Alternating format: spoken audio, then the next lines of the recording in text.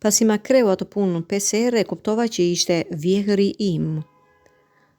Nuk ishte dashuri në shikim të parë, nuk ishte as dashuri në shikim të pestë, ishte diçka shumë e qëndrueshme, me thellë dhe më e vështirë për të përcaktuar se sa fjalat dashuri. E takova Lorencin në moshën 33 vjeç, pasi kisha kaluar përmes një divorci të dhimbshëm, që më kishte lënë me frikë të thellë ndaj çdo gjëje që ngjante me angazhim.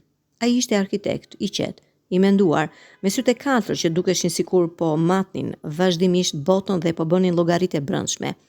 Babai i tij, zotja Gron, ishte një arkitekt i pensionuar, legjend lokale me një reputacion të frikshëm për përsosmërinë dhe një vështrim që mund të ndalte një orë në gjysmë të fjalës.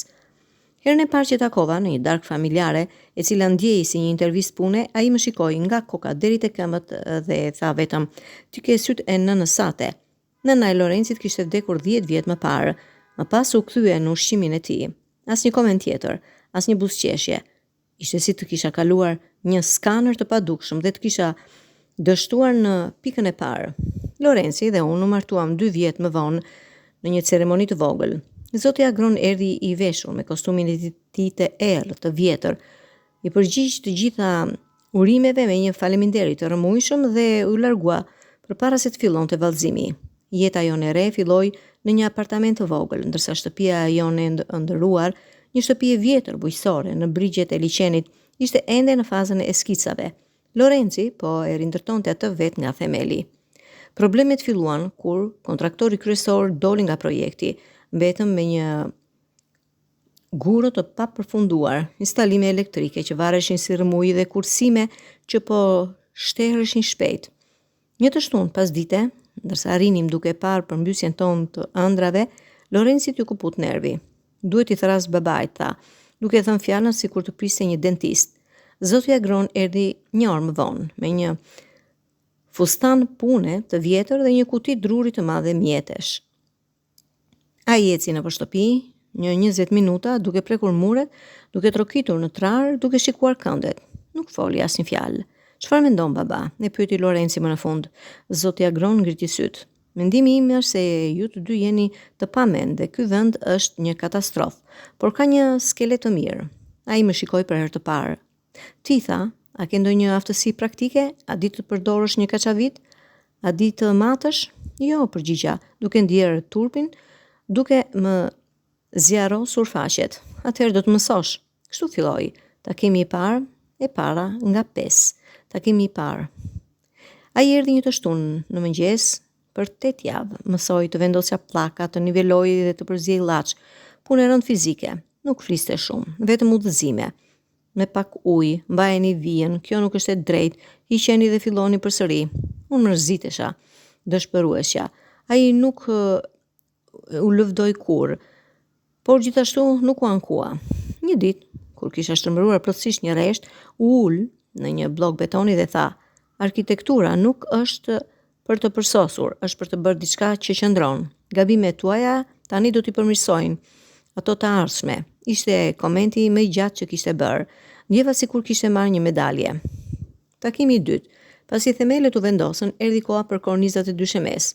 Kjo kërkonte precizion matematikor, mësoj të mat me saktësi milimetrike, të shënoj të sharoj. Ai ishte i pashmangshëm. Një gabim prej 2 mm do thoshte hiqeni dhe filloni përsëri. Lorenci punonte me ne gjatë fundjavës, por ishte i stresuar nga puna e tij dhe shpesh irritohej nga kërcënimi i babait të tij. Një mbrëmje, pas një mosmarrëveshje midis tyre për vendodhjen e një trari, Lorenci u largua duke u përpëlitur. Zotja Gron ndenji duke sharruar prandërprerje dhe pastaj tha, pa më shikuar: "Djali im ka zemër të madhe dhe shumë frikë. Ai nuk e kupton se gabimet janë pjesë e projektit." Më pas më shikoi. "Ti e kupton këtë? Apo jo, sepse ti ke bërë gabime." Ishte e vërtet. Divorci im ishte gabimi im i madh, ose kështu e ndjeja. "Po," përgjigja. "Mirë, atëherë vazhdojmë." Takimi i tretë, muret. Kur filluam të ngre muret, puna filloi të ndjehej reale. Dritaret morën formë, dyert u vendosën, shtëpia filloi të dukej si një shtëpi. Kjo ishte faza kur puna u bë e rrezikshme, lartësitë, peshat. Një ditë, kur po vendosja një dras të rënd, këmba ime rëshqiti. Zotja Gron, i cili ishte në një shkallë në anën tjetër, u hodh me një shpejtësi të pabesueshme për një njeri në të 72 dhe më kapi para se të bie. Nuk bëra as 5 cm, por ai më mbajti me një forcë të pabesueshme. Kujdesta ai duke e liruar kapjen. Zemra e tij rrihte me forcë kundër brinjve të mia. Ktu nuk vdes askush, nuk e lejoj.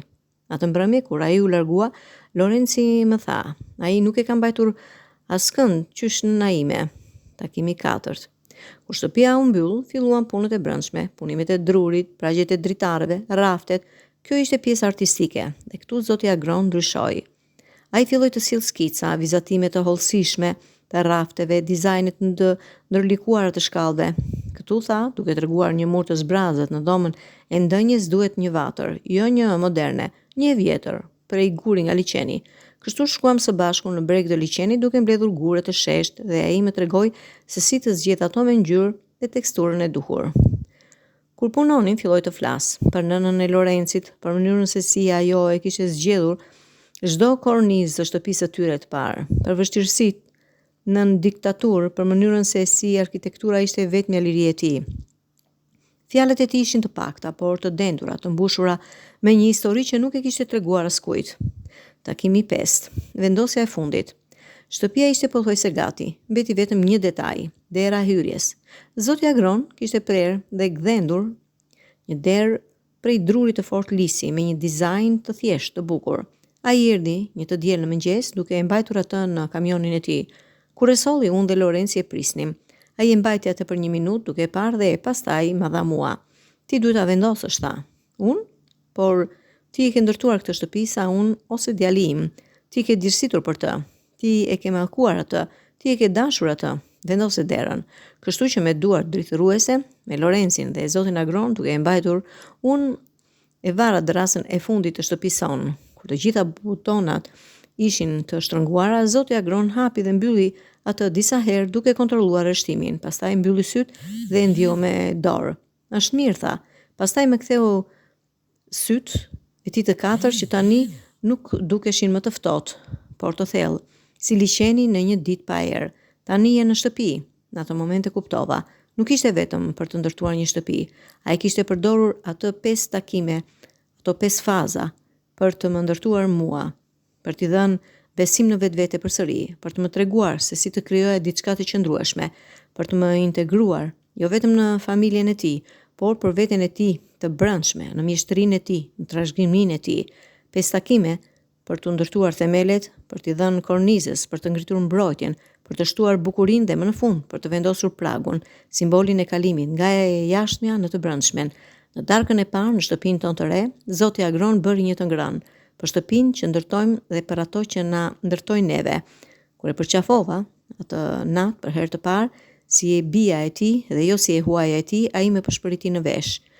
Ti i ke sytë në nësate, por ti ke dorën e ndërtuesi. Kjo është më e mirë. Dhe më në fund e kuptova plotësisht. Ishte vjeri im.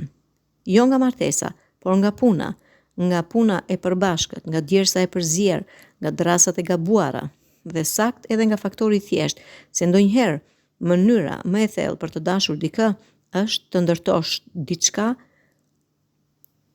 me ta, që të dy të dini se do të qëndrojnë pas jush,